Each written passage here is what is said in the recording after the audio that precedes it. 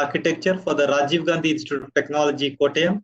She is a well-known architect and has more than 22 years of vast experience in academics as well as industry.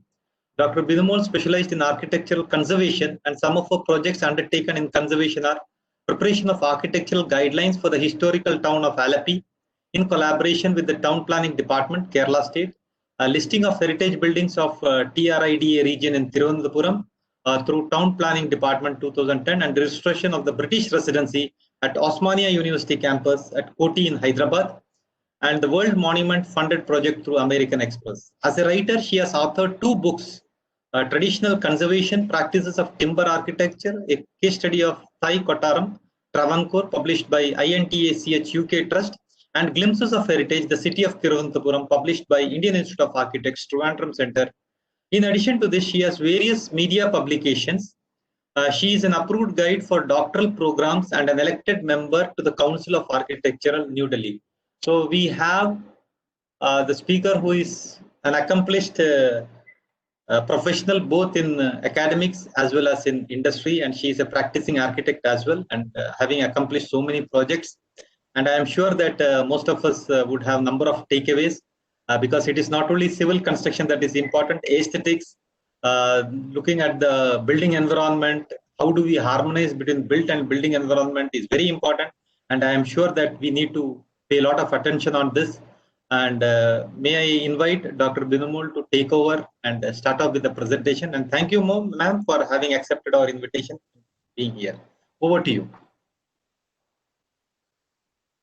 Thank you very much.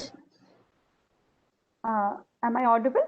Yes, you are audible. You can put it on the slide show. Yeah, now it's yeah. Almost 124 participants have logged in now. Good number, because there are so many webinars happening parallelly, you know. Exactly. So at the onset, let me thank the organizers of this particular webinar, Ramco Siemens, for providing me an opportunity to talk to you. In fact, I understand that, see, these webinars are not very comfortable because you're not seeing the audience. You're only feeling the presence of them around you. Anyway, so they have provided me a platform to talk to engineers specially.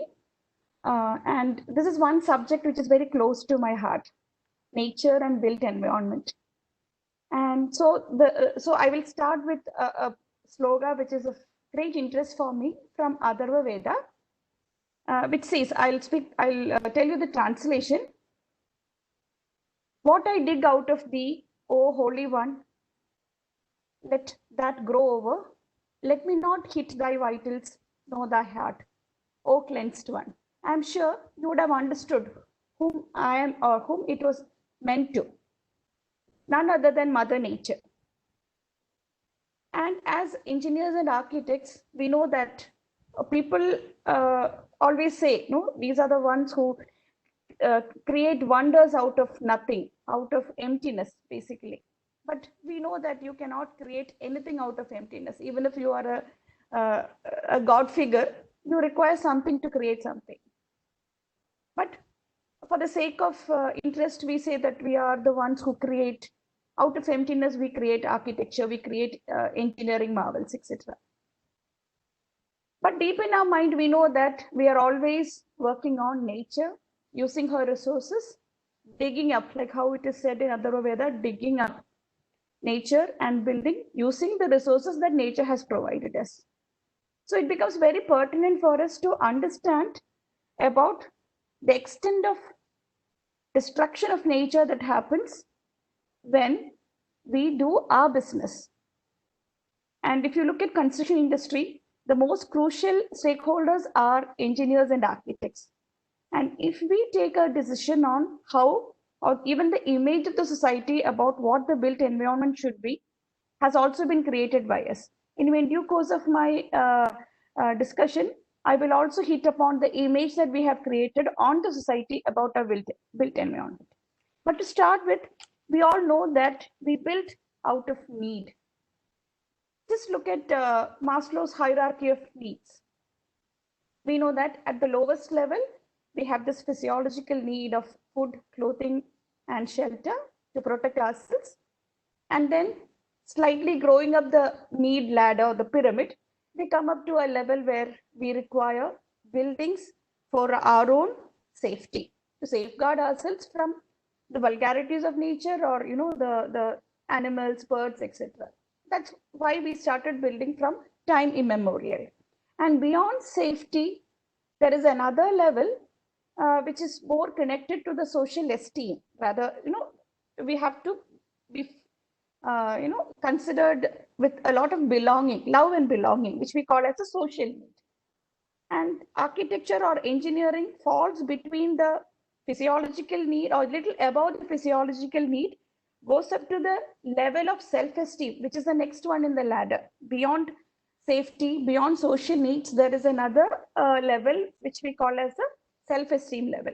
So that level, that's what we are all trying to create, or satisfy our clients with, to create something which would enhance the self-esteem of the owner. And maybe the highest one, which is self-actualization. Maybe in due course of time, we will all realize that the levels below are all wanted, but we are supposed to pass through those levels and reach the level of self-actualization. Birds, animals, human beings, all of us are part of this nature.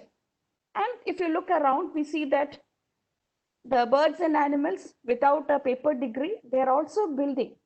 They are building their own homes. I was always curious, maybe as a child, to understand how they used to build. Whether it is a small weaver bird building up a nest to lay the egg, to protect the child, while it is developing, evolving from the egg to the child, and then slowly teaching how to fly and then be on your own. You see that there is architecture there, there is engineering there, there is construction there, but there is a difference. They have not been taught. So it's basically a kind of basic instinct that has made these birds and animals go for what we may not call as construction or architecture, but again, creation of shelter for a particular function. We also do the same thing. We also create shelter for performing a particular function. And in nature, we see that it is all out of basic instinct. If we go to the other part, man, because this land belongs, this nature belongs to the birds, the animals, the flora, as well as we, the much evolved animals, the human beings. We also built, and the way we built, the origin has not been documented, but we can always say that, or we can always presume that the way men built structures would have been initially to protect themselves from the wild climate. They were not, they couldn't accustom to snowy areas, the rain. They had to protect themselves from rain, heavy storms. They had to protect themselves from wild animals. So maybe they would have run up a treetop, constructed something on top of the tree to protect themselves from the animals and other rain, sun, etc., etc. Or they would have hunted huge animals. Maybe marmots would have been found on the way. As you see here, the bones of the mammoth, the skin of the mammoth would have been used, and then using certain creativity, which is again a development of what we consider and treat as the basic instinct of a bird, which we also had. We developed from that because we had this sense of thinking and developing. By constructing shelters like that, to trying to find out certain caves which are already there and create, or what we say is as a sculpt out spaces which can be used for living, or rather tying twigs together, making a tie on top and then extending the legs of the twig so that you get a enclosed space, covering that space using leaves, whatever is available around the community. There, man started thinking, like, you have a pyramidal structure, but again, the corner spaces where you get these triangular bits cannot be put to use. So what is an option? The thinking starts. So maybe you have to lift that portion. Maybe they would have thought of having walls by having twigs tied to each other. And then at a certain point where you have large walls or walls with large spans, they would have fallen apart. So once they fall apart, they realized, okay, you require a tie. So that could be the beginning of what we call as the post and lintel system, where you have two posts and a lintel connecting them, making it as the basic structural system, which could have laid the foundation for our construction industry, where we are all major stakeholders. And we all know that from the historical remains, we know that in the Stonehenge, one of the oldest one, where we have this post and lintel construction, though they wouldn't have known about tension, compression, equilateral load, and the neutral axis, etc. What we know today, still they knew that there is some science behind keeping stones erect and then connecting them using another stone which could lie parallel to the ground. Beginning of post and lintel system, and maybe through trial and error methods, we see in history that through trial and error methods they developed. They didn't stagnate with this post and lintel trabeated system. So we have very miraculous constructions like the Egyptian architecture, the pyramids, which again is stacking one above the other, but again creating a space which was very functional according to their religious beliefs, and constructing such colossal structures. There are a lot of myths associated with pyramids, which is not the point of discussion now, but we know that these structures were constructed so many centuries and centuries before, when technology was, maybe we would say, big zero.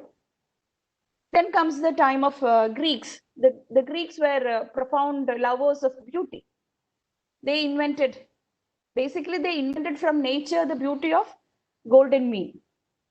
When I talk to my students, I always say that, why do we look nice when we smile at each other? We look beautiful because the golden mean is expressed on your face. The two teeth in front together will make up the golden mean of 1:1.616 ratio. And that ratio is found in man, that ratio is found in nature. The same ratio they have understood and have tried to use in their architectural constructions. But again, using the structural system of post and lintel. After Greeks come the Romans.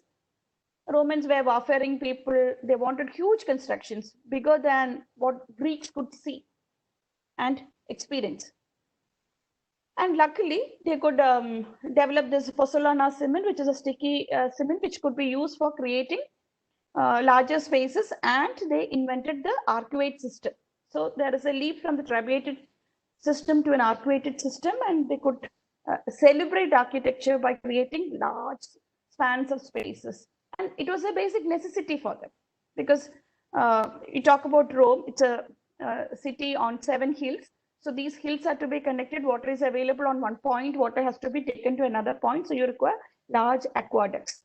So these aqueducts could be constructed only using these inverted arcuated forms, which can carry water from one place to another, what we call as channels now.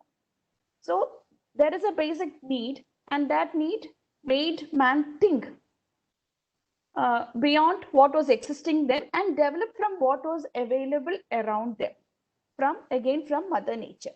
I'm not going to the history of construction from Roman times till today, because that itself will take lots of hours, but I'll just skip through. So after the Romans, we see that the Byzantines, the Gothic people, they also tried to develop from what was given to them. And there was a point of time when there was a stagnation in understanding the value and beauty of architecture, the structural quality of architecture.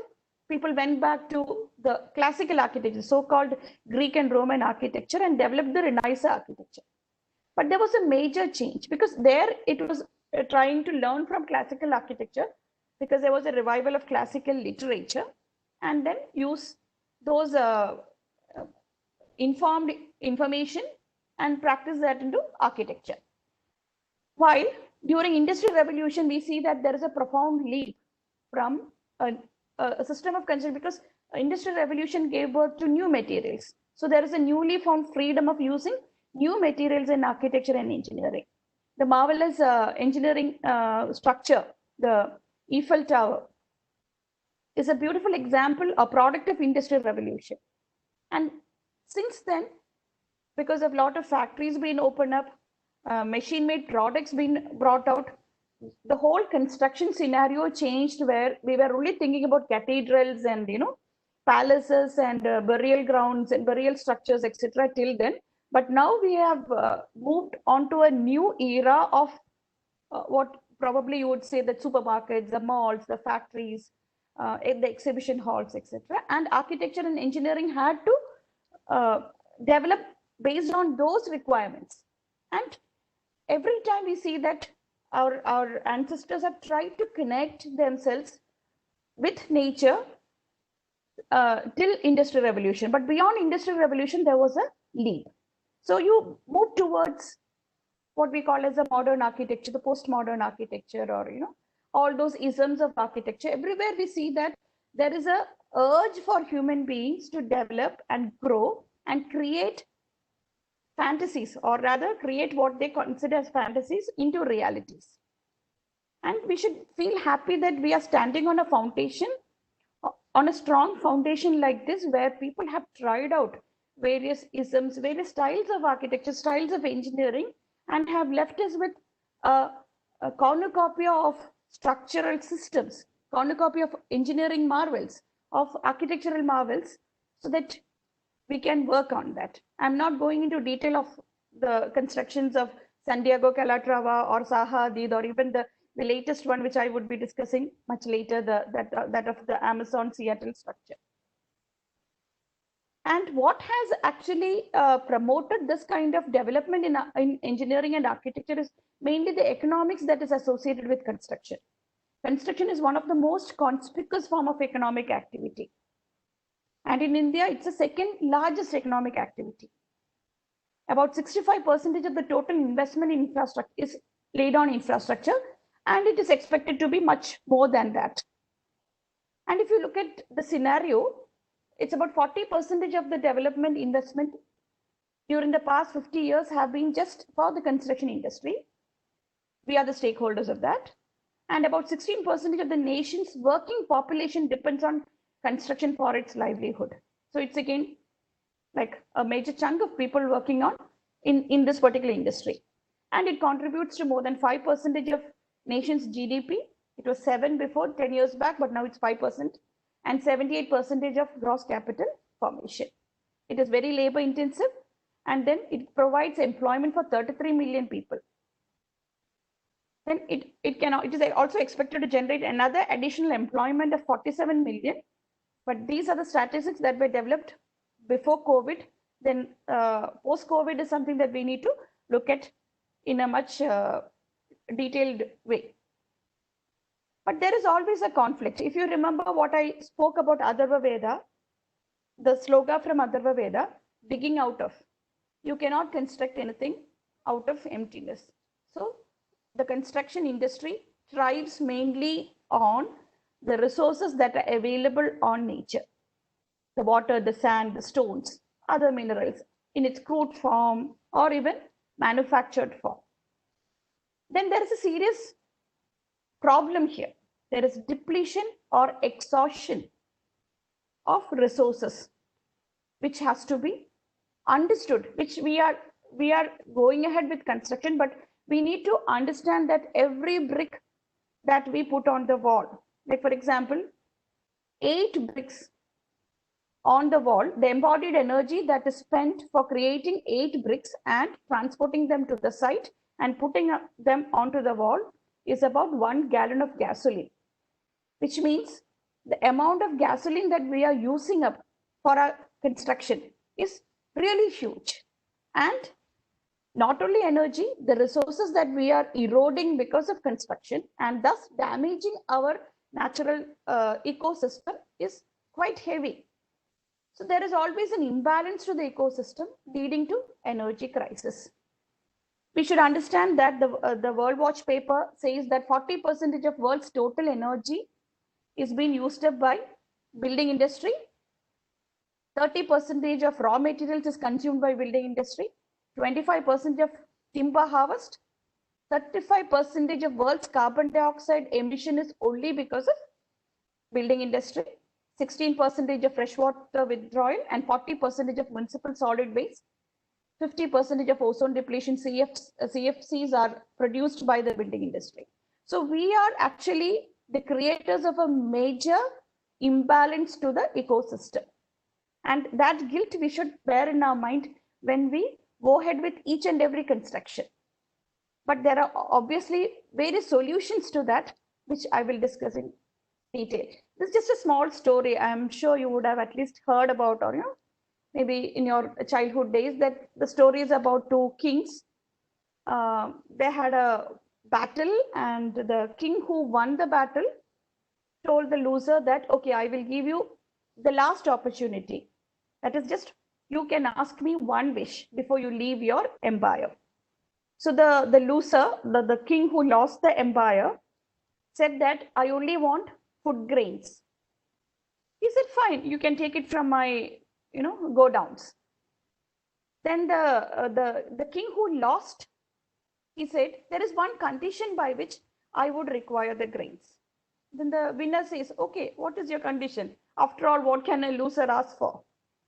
Then this king says, the loser says, there should be only one grain on the first column. It's like a chessboard that you are playing, and one grain on the first chessboard, and two, but again it should be four, so it should be exponentially growing from the previous column. The king, who was in a very jubilant mood, he said, fine, you can take it. But the story ends like this: the whole food grain that was stored in the king's country or the empire was not enough, because it is all exponentially growing. So why I said the story is because we are all living in this exponential era where our use, the way we use materials, have been exponentially growing. And we are not even aware of, or we are aware, but we are not even bothered about the loss that Mother Nature is going through because of all this construction. There is a beautiful concept of ecological footprint, which I wish to share with you. It is, we would say, the ecological footprint of a defined population is a total area of land and water ecosystems, because we cannot just, consume nothing and grow. So from the time I took life in my mother's womb till the time I am here, have grown up to this age, whatever resources I have consumed, I have used, whether it is food, the air, the water, the clothes, all the other paraphernalia I use, is converted into global hectares. It's converted into, it's taken as area expressed in global hectares. And then that is an ecologically productive area. For one person, that is an ecological footprint. That is, for a defined population, it is a total area of land and water ecosystems required to produce the resources that the population consumes and to assimilate the waste that the population generates. So there is consumption and then waste generation and its assimilation. Wherever on earth the relevant land or water are located, that area which is expressed in global hectares is considered as ecological footprints. So it provides a means for measuring the communicating human-induced environmental impact upon our planet. So construction industry is one of the major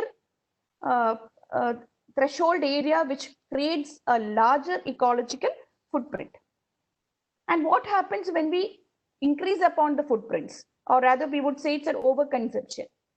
The overconsumption of energy, water, and raw materials, it worsens the climate change that we are already facing, and it increases air pollution.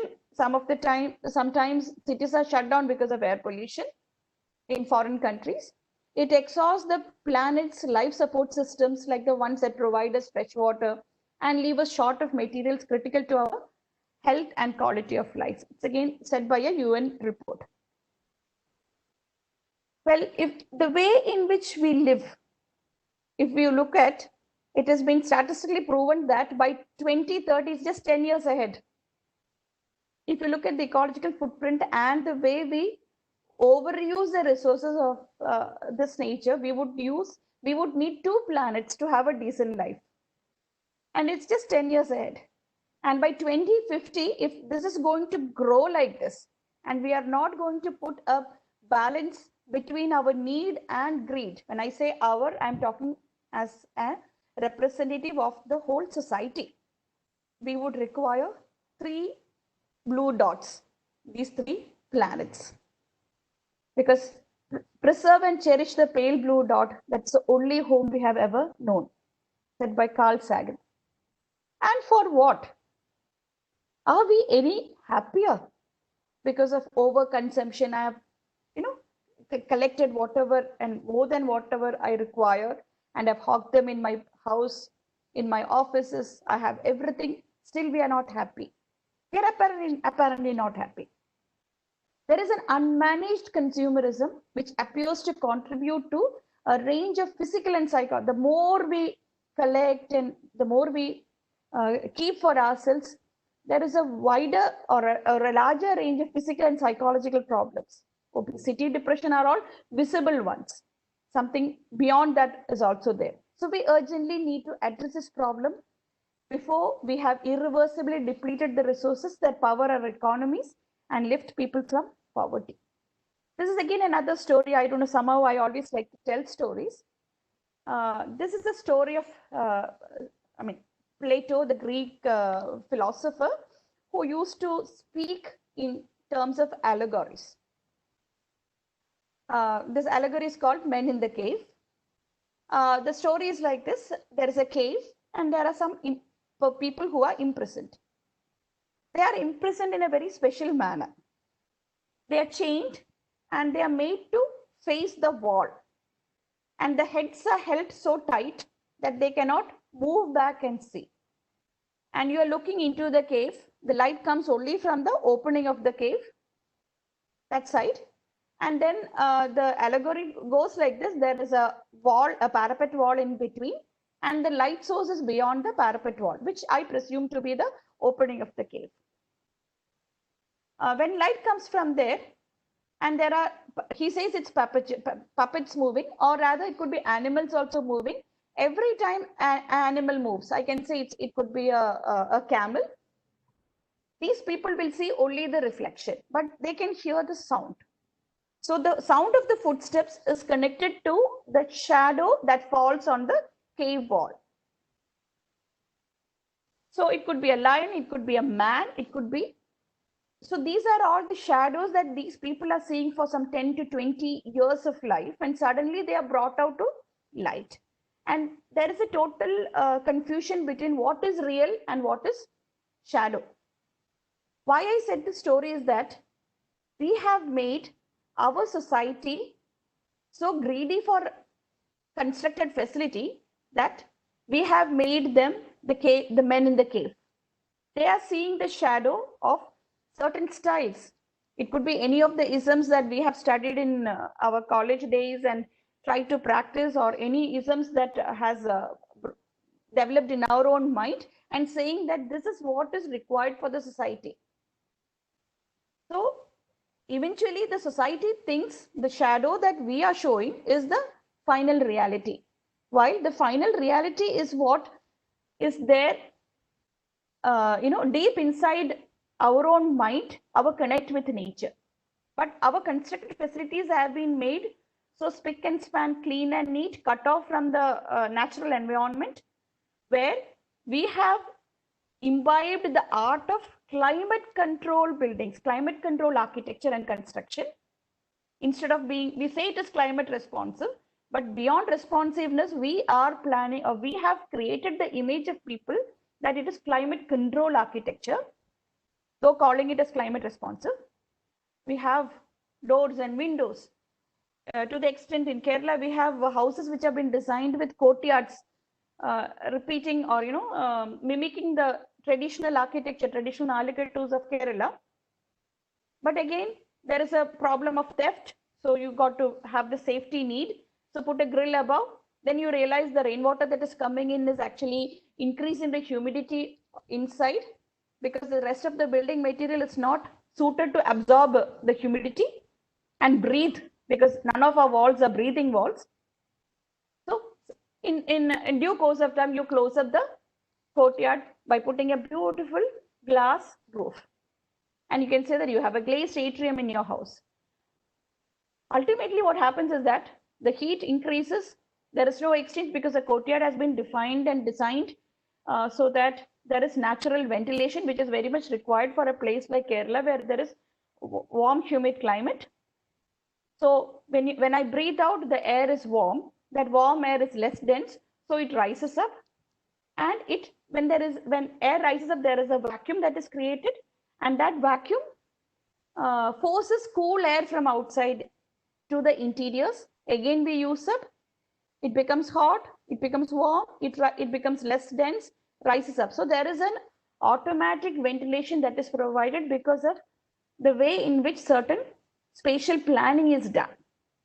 But without knowing all this, or without understand or experiencing all this, we are providing certain architecture for a particular place and then closing it for the need, the then need, and creating an image that, okay, this is what the reality is, like the men in the cave. So we have made our society understand the shadow which we created as the eternal truth. There was a time when we understood that the resources are getting eroded. Then we started talking about green buildings, green architecture, smart buildings, etc., etc.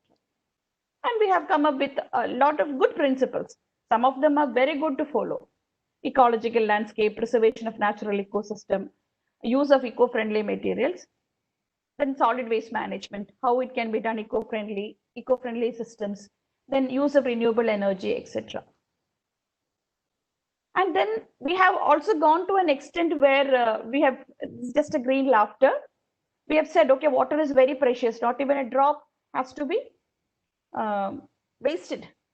So the water that you use in your wash basin can be filtered and can be brought for flushing the toilet, etc. I mean, you can go to any extent stating that, okay, this is very precious. We got to preserve it. We got to protect it. And then we also had green buildings, the era of platinum. Even now, we are living in that era where there is LEED rated, gold rated, platinum rated green buildings. But look at us, because we always see buildings as independent entities. A building is not an independent entity. It is always a part of a street is part of a neighborhood is part of a community is part of a region a part of a metropolis, so on and so forth. So look at this cartoon which says that you got to suffer so much to go to a green building because the traffic has not been worked out. But we have a green building. Most of our cities have, the smart cities as we call now, all have these problems. And then there is another cartoon which I like to share, is that I have the biggest, tallest and the greenest home in the whole city, but how do I go there?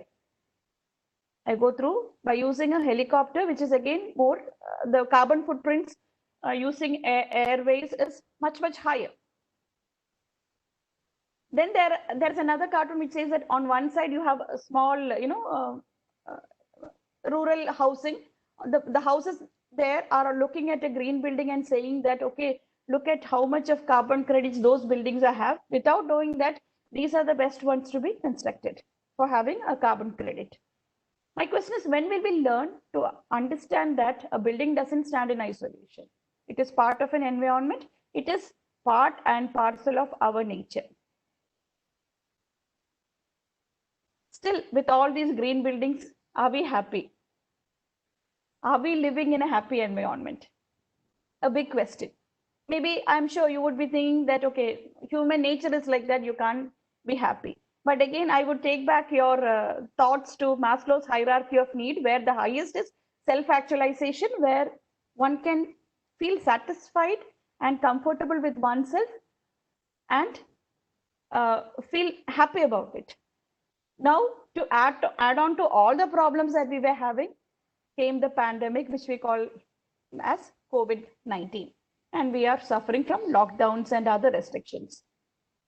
Now, what has happened to all our prestigious malls, theaters, shopping complexes, supermarkets, office buildings, the religious buildings?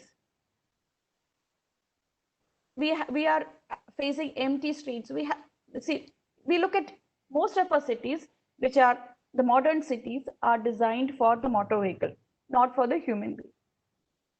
While our traditional cities, maybe traditional streets and all, were designed for pedestrian because there were not much of vehicles, or they were more human friendly than vehicle friendly. But now we have our cities vehicle friendly only, not at all human friendly. And the streets are all empty because we cannot go out of the house. So we realized another big realization: homes are our final solace. Obviously, it is not for the homeless, for people like you and me who have got homes, that is a final place of rest. This again brings us to think about the kind of homes that we have built in cities. Mostly because the land value is high, you cannot afford to have a large villa in a home in a city. Insular houses, spatially very minimalistic, inward looking, because I mean there's nothing to see other than the next door bedroom. There is nothing to see, so you have to have inward looking houses, disconnected from the street, because the streets are for the vehicles. The vehicles make a lot of noise, they make a lot of pollution, so you have to be disconnected from the street. In the traditional times, I always fantasize living in an agraharam where the streets are part and parcel of the house. Agraharam is Agre Vasati Harihara Idi Agrahara. It's a settlement for Brahmins where you have row houses all abutting the street, and the street opening to a Puram Thinnai, that is a outer veranda, then an Agam Thinnai, that is an inner veranda, and then to the interiors like Redi and so on and so forth. And the most important thing is that the moment a stranger walks into the street of an agraharam, there will be one tata or party who would say, Ingava, come here. Who are you? Ningayaru, who are you? Why are you here? There is, that actually breaks up the anonymity. And they are all human surveillance.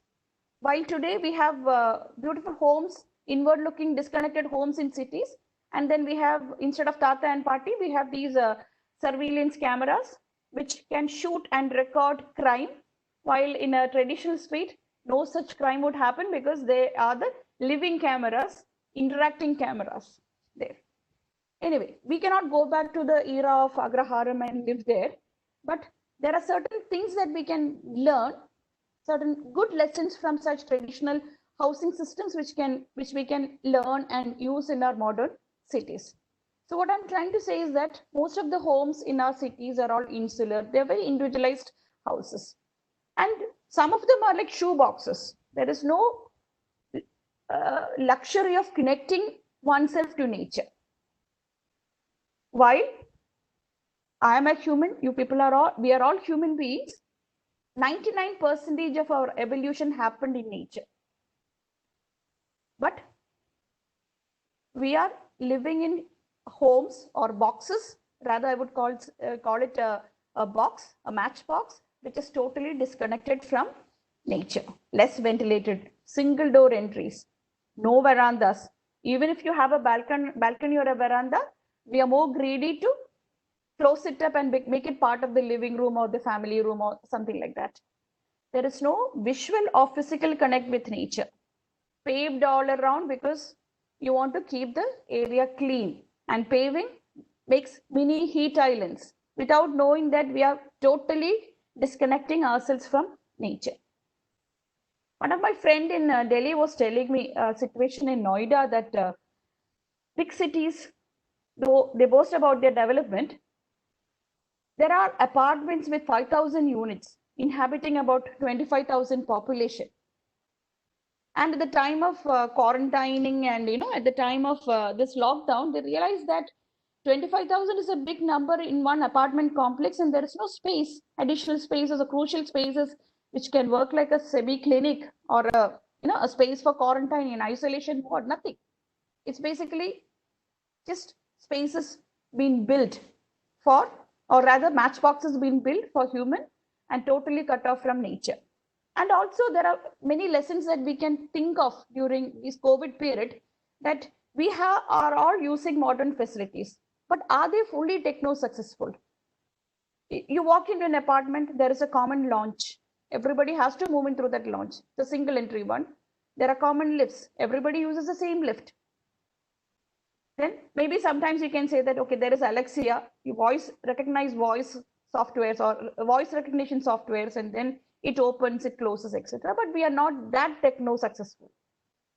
We still have the old system of touching, and then, then overall, the central air conditioning systems. How could they be used in times of pandemics? There are many things that we need to, and why do we require all this? Because there is a total disconnect from nature because of our greed for constructing. Doesn't mean that we should not construct, but again, is there a medium path, not one of the extremes? And as I said before, the absolute minimum balconies, which has been given to houses and apartments in towns and cities, we have consumed them or converted them into our interior spaces. So there is something that is missing in our life in spite of technically and technologically developing. Understanding the principles of green building, we have started using sustainable materials, and I have many friends of mine who say that I have used timber, but those timber is all brought from Burma. Again, how it is a sustainable material is sustainable, but if it is not harvested in your garden, how will it become sustainable? Because you are spending energy transferring it from Burma, transferring it from Ceylon or other places. So there is something that is missing, which is the good quality of life in the constructions that we do. And what is that? Is our ignorance about nature and how to incorporate nature within our building or to live according to the rhythm of nature. This is just a puzzle for children, but I feel amused, so I'm sharing with you. I'm sure you would have all seen a papaya tree. A papaya tree, when you look from your terrace, you have to look down. The people who have little garden and a papaya tree would have seen it. Maybe in your childhood, you would have been very curious to know about it. The formation of a papaya tree is like that. You have needle-like, stems, and then there is a leaf at the end. So the leaf is connected to the main trunk, which holds the papaya, and it is begging for something from nature. It's begging for sunlight. And there are many sticks like that with leaves opening out. But the miracle of nature is that not even a single leaf is actually creating a shadow for the other or hiding the other one. They are arranged in a spiral manner that every leaf gets its share of sunlight. Every leaf gets its share of sunlight. It's a beautiful geometrical composition. If you have not observed, please observe. See, these are all the miracles of nature which are to be revealed. It cannot be taught. It has to be revealed and understood. So even from a small papaya seed, how it grows to a big papaya tree with independent leaves, all leaves arranged in such a way that everybody gets its share of sunlight. Mystery of nature. And another thing, I'm always amused. I'm sure you would be wondering, why have I put pictures of a giraffe and an elephant? Again, because I'm talking to engineers and architects. Structurally speaking, a giraffe has got a long neck and a small head. And an elephant has got a huge body and a wide, ear, a heavy head and a large trunk to tusk. Now, just for curiosity, you try to exchange the heads between the giraffe and the elephant. Imagine the giraffe with its long neck had a heavy head like that of elephant. How would it be? You all know that the neck that the giraffe is holding is almost like a cantilevered beam. So that cantilevered beam, the tip you cannot load.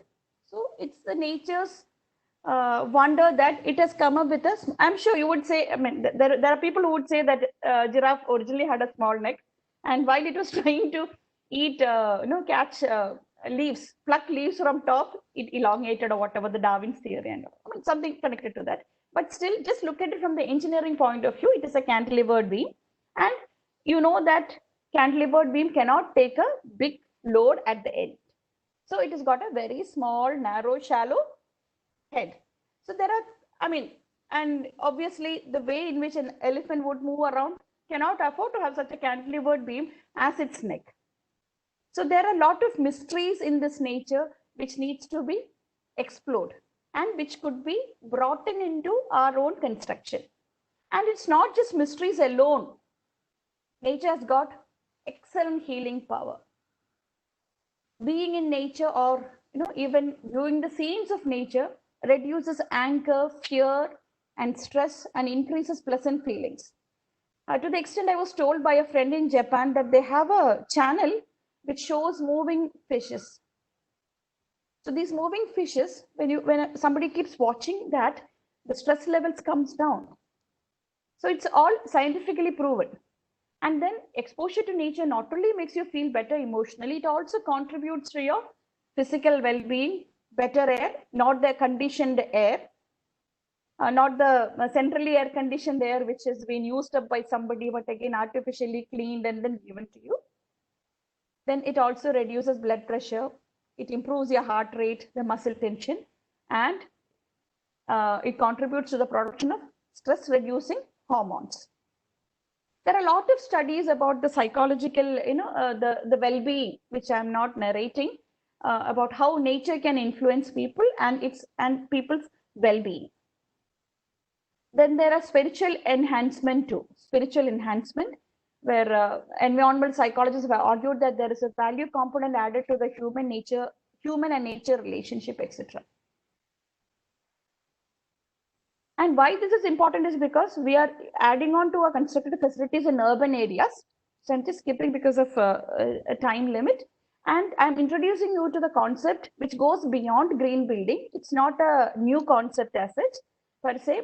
Most of us would have tried out knowingly or unknowingly. It's called the biophilic design, which is used within the building industry to increase the occupant connectivity. It's not like providing certain areas for air to come in, the light to fall inside, look at the trees or look at the water body, etc. But it is a very important concept whereby we try to increase the occupant connectivity physically and visually to the natural environment through the use of direct nature, indirect nature, and the space and place consideration. The term has been coined by a social psychologist, Eric Fromm, in 1964, and later it was popularized by a biologist, Edward Wilson. The whole concept, it's not new, as I said before. It has pervaded our man-made surroundings since human architecture began. We don't know when exactly architecture or construction began, but every time this biophilic, all the development that we see in construction, in engineering and construction is only out of our understanding about nature. Well, that is biophilic design. And there is an urge for human beings, every living beings, to affiliate with other forms of life. And how do we succeed in that? Is by having a direct experience of nature, using light, air, water, plants, animals, natural landscapes and ecosystems, and also getting acclimatized with the weather. See, contact with the natural light is very therapeutic and has immediate positive effects on our stress. Again, not said by me, it's been proven. It improves our immune system. It reduces our blood pressure, and we are in a harmony with the rhythm of nature. In large windows, you can, even if you are having construction in urban areas with nothing to look out, we can create our own green islands inside with large windows opening out and bringing in a lot of light and air. And this variation of intensities of light that falls has also got a celebration effect on one's mind. Then using water and its life in it, another biophilic principle of looking at water, touching water, the textural feel, that sense of coolness, everything adds on to the physical well-being, physical and emotional well-being of human beings. The natural landscapes and ecosystems. Then there are various, those are the direct methods. There are indirect experiences where you cannot afford to have any direct contact with nature. We can have biophilic designs of images of nature, making up the screen walls, using natural materials so that you will still stay in touch with natural material which is dead and used, then using natural colors, then getting attached culturally and ecologically to a place, understanding the history of the place, and then remembering and adding on to the historical value, understanding it, then simulating natural light and air, bringing in natural light and air, and then using it, feeling it, experiencing it, then using natural shapes and forms. Great architects or engineers, Calatrava was an engineer, has used biophilic forms to create most of his engineering marvels. Evoking nature is another method. Then natural geometrics, using the natural geometrics that you find in nature. This is the Esplanade Theatre in Singapore. Again, dried fruit has been used as a basic concept, and the shell has been developed from the exterior form of that particular fruit, which we call as biomimicry too. Using natural geometries or mimicking what was there in nature is not a new phenomenon again. It was there since men started building. Even in Gothic architecture, during the time of building up of Sagradia Familia by Antonio Gaudi, he had used a lot of biomorphic forms where he felt that connectivity with nature should be brought into even architecture. Though not many people would love the architecture of Gaudi, still. Then we can also experience, beyond the direct and indirect contact with these elements of nature, we can also experience and create spaces which would make the people feel the qualities of prospect and refuge, the quality of an organized complexity, integration of part to whole and whole to part, and also transition spaces. There are some pictures which explains that. The prospect theory is where you have a particular elevated point from where you can see the vistas and views when we are designing campuses. This is possible in landscape too. And then refuge. There are certain places which evoke a lot of emotions and memories in our mind. Creating such spaces which can become a good refuge, especially in pandemic times where we realize that there should be certain spaces within our homes, because otherwise we were using the homes less and we were all people who used to stay outside more. But now we have realized the importance of having spaces which can feel safe, providing a sense of retreat, a sense of withdrawal from work, and then being close to nature. Then organized complexity is another thing that can be brought out in biophilic architecture. You want to create private spaces, they can integrate the private spaces. Then you can create common spaces which can bring in all the qualities that we talk about in biophilic architecture in these common spaces, but connecting from the private, integrating them to the whole. Then creation of transitional spaces. Again, bringing Mother Nature into the building. Not that, see, we have been trained in a system where our buildings are all designed to control the environment, to control the climate. So cut it off.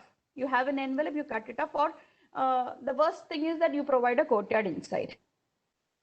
But bringing nature inside or diluting the built environment so that the nature takes its turn is what we need to think of now. There are other things in biophilia. Through its architecture, we can create mystery, excitement of the unknown. We can also create a sense of risk, certain vantage points designed, and then there is an element of risk attached in it. People would feel like adventuring on it. Just a small example of the pattern of light, the shadow that falls on the floor, explains it all. Just imagine from 6 in the morning to 6 in the evening, there is sunlight, daylight, which falls on the jali that we have created. And then these shadows are not the same. The shadow that I see at 4 o'clock today is different tomorrow, because you know how the inclination of earth and the way light falls in and how it spreads inside.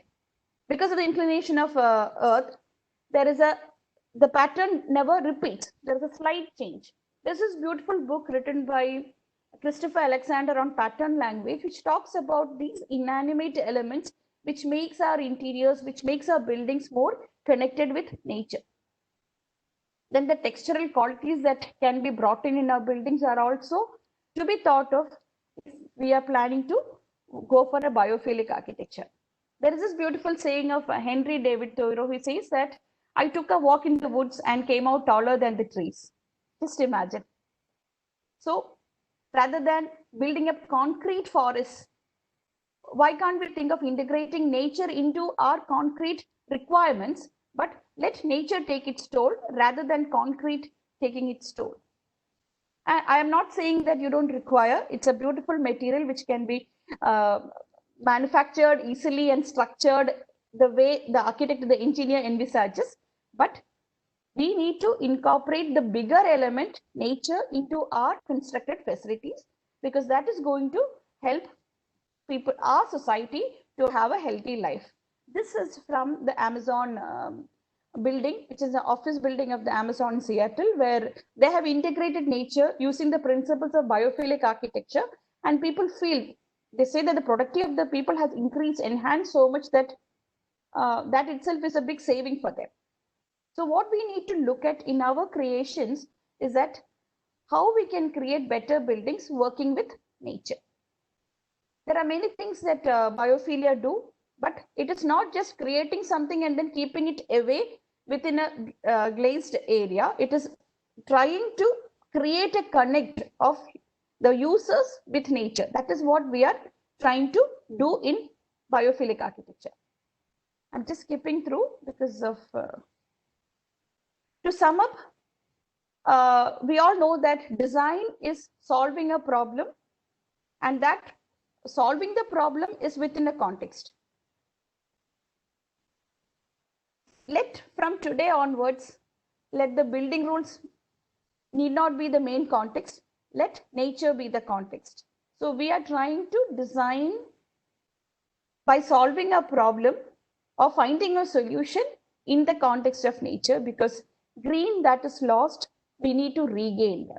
Otherwise, as I said before, we are creating the community as if they are living in the cave, the imprisoned people in the cave, without knowing that the reality lies with the nature, not with the shadows that we have created for them to live. So just by providing a constructed facility is not enough. We have to provide a sustained engagement, because it's having a greenery, a landscape is not enough in an office building, but the people who use them should be able to have a sustained engagement with nature. Like you see the butterflies moving, feel happy and peppy. Even if you're depressed also, you feel nice looking at the colors, the bilateral geometry of a butterfly, and then the kind of theory of design that has gone into making a butterfly. And I'm 100% sure that architecture can be transformative engine for change. Then who will bring in this change? It's just you and me. We have to spearhead the revolution of change. And that's why I just thought that I will speak to you. Buildings are not simply expressive sculptures. They are not just concrete structures for use. They make visible our personal and collective aspirations. Egyptians had a different aspirations, so their architecture had a different kind of visibility. So on and so forth with every generation. So what is that we are going to give to the next generation is something that we need to think. We should have thought about it yesterday, but at least today. There's nothing to feel guilty of not thinking yesterday, but at least today. Better late than never. Because each of our construction is expressing a story. Great architecture can give us hope. It can heal. It can heal with nature. Even this year's World Environment Day, the main message was celebrate life with biodiversity. And I was thinking from that day onwards, why not we engineers and architects take up this as a pledge to celebrate our construction, our activity involving nature, with nature, time for nature, living with nature, and making it a way of life. Now the question is to you, will you roll the dice? Shall you and me take part in this revolution from today onwards? so that we take an extra step to save ourselves. I will just sum up with a small short story. Again, this is a story of building of Taj Mahal. The story goes back like this. There was a traveler who was traveling, and he was looking at the various activities done by people, the masons. There was people who were cutting stones, etc. There were people who were looking at the marble, etc., working on marble. So this traveler was very inquisitive. So he stopped at a person who was visually seen to cut stones. The Taj Mahal was not there, just the river Yamuna and a building and a plot there. So this traveler was very inquisitive to know what was happening.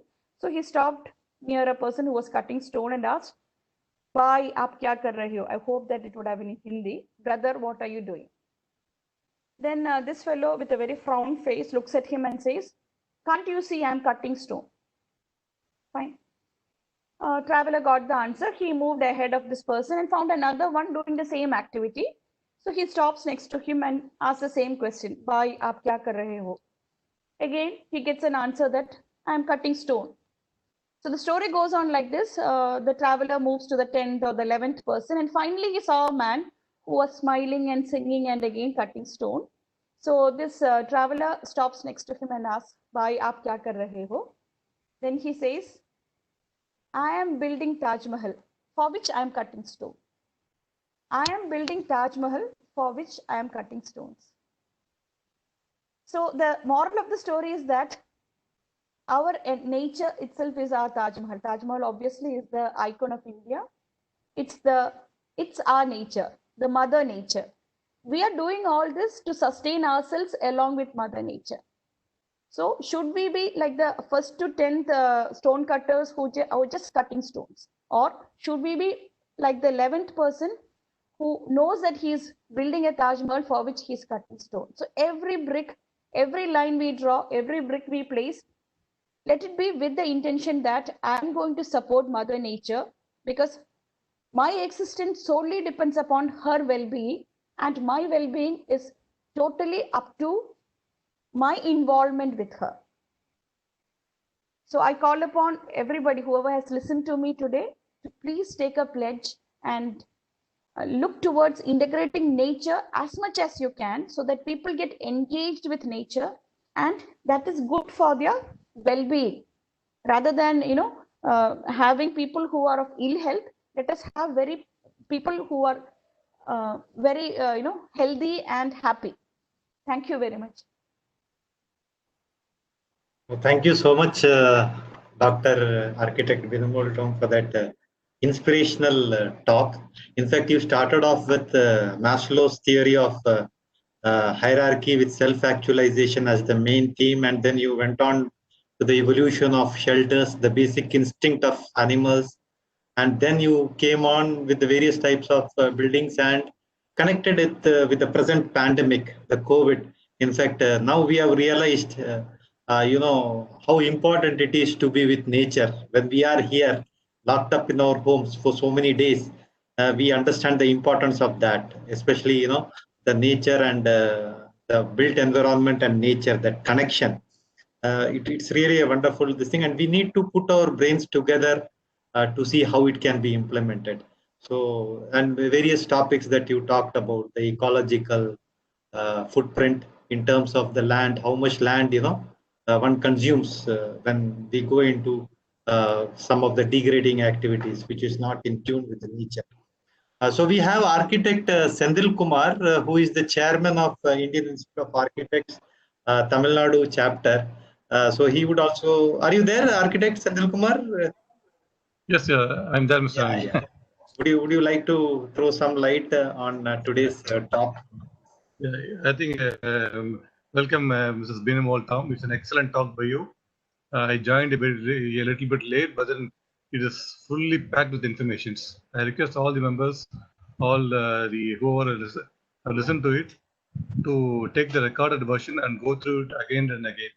It's so much informative, it is just like seeing a movie. But if you go through each and every sentence, is like really worthwhile. Like the way in which she told to incorporate nature with the like with buildings. Like nowadays in the COVID circumstances, a lot of COVID tests are proving negative. But actually, if you take a CT chest scan, you can see the pneumonia. They call it as COVID pneumonia. So for that, the best thing is to stay in a room where you have cross ventilation, where you have a good cross ventilation, and then airy, then well ventilated room is a must for the COVID patients. But nowadays, like the buildings are being done like without any cross ventilation. We are in an air conditioned room. So the best thing for the patients is to be in a well ventilated room, which is a must. Plus also they tell them to do yoga. Yoga is one of the best exercise, which they can do it in the open terrace. So every house we plan should have open terrace or balconies where they can. I think all the points are touched by Professor Binumol Tom. I'm only adding to it. You should have balconies. You should have terrace gardens. People who have diabetes, they are highly vulnerable to COVID. Like they are highly vulnerable to corona. So they have to have the leafy. They have to reduce their rice intake and have to have the vegetables which are growing above the ground level. That means a terrace garden where you have a lot of vegetables growing. You should have it. There's also medicinal herbs. For pneumonia, best thing is to have the ada toda juice, or like a lot of medicinal herbs are there. Like karpuravalli. You can grow all the medicinal herbs. Best use of it. For that, you should have open terrace, open balconies, good cross ventilated rooms. All these things are must. So I thank Mr. Binumol Tom for the excellent presentation. And looking at this, I think we should also invite her to make a presentation for the Tamil Nadu chapter of Indian Architects also. Thanks a lot, madam. Thank you. Thank you, Ramco also. Thank you, Architect Sendil Kumar. In fact, he has executed number of projects in Tamil Nadu and other parts also. And his one of the favorite concept is about landscape designing and all that he's thing. And so, thank you so much, Architect Sendil Kumar. Can we take some questions, madam? Oh, sure. Yeah. In fact, Dr. S.P. Anchuri had a question. He was just mentioning Architect Binumol, nice presentation. Normally, we appreciate women architect. We see them good number, but today in case of engineering too, we have good number of civil engineering women. How do you see their role in future in terms of integrated design? The role of women. Role of women architects. Women architects. Yeah, that's a very interesting question. I would call it empowerment of lady architects. As an academician, I found that we have more number of lady students than gen students. And the moment they pass out, I don't know where they go and vanish. So there should be a deep-rooted, I would say it's a revolution, like the biophilia revolution. We should have a revolution to bring forth all these lady architects and lady engineers and get them to mainstream practice. And I always wonder, like, if this world where we are living would have been designed by women, mostly women, would it have been different? There's a nice writing also on this. If ladies would have designed and constructed this world, would it have been different? But anyway, it's better late than never. But we need to bring lady designers, architects, and engineers to the foreground and give a support system, because most of the time this is a man's field. Architecture, engineering, it's a man's field. Because from time immemorial, there was always a division of labor. You stay at home, rear the children like the birds. Even there, the mother bird rears the children. So it's very natural. I'm not talking feminism now, but I say that this kind of separation was always there from time immemorial. And now there is, but I can say that there could be deeper and better brains in women. So that should be channelized, and it should be a strong move to bring forth all these, to give a capacity building for these lady engineers and architects and bring them to the foreground. In academics, they are doing, but in practice, maybe because of the difficulties in practice, or to manage the time that one needs to spend for practice and home, there is always a kind of sacrifice that these ladies would do. They say, okay, fine, my presence at home is more important than the office. So that way they get sidelined always. So that should be stopped, and we should come forward through and support each other. And there is no difference between conceptually, men and women, we are all the same. We are all that Aham Brahmasmi, that God in you, that God in me. And we need to support each other. I hope I have answered your question. Yeah, you have answered, in fact, very well. Thank you so much. Just a point which was made by Mr. Karthikeyan, he was just saying that Singapore has themed that they are changing the 50 years housing development building into vertical garden and terrace garden. This is just for information he has put it. So, very true, very true. I forgot to say that. Yes. So, nice. Just a minute. I think there are some more questions which I am not.